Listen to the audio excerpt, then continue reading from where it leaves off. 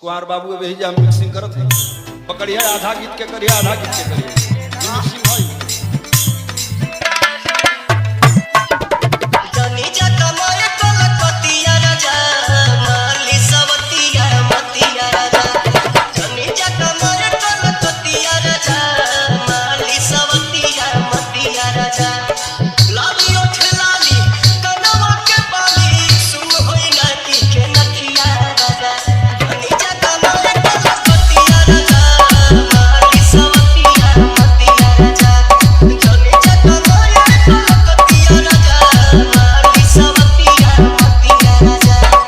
बाबू बेमार रोड मजनू चौराहा गोरखपुर गोरखपुर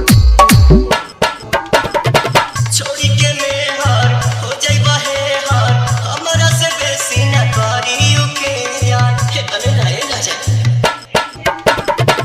इज्जत के हानि करे पैसा जिया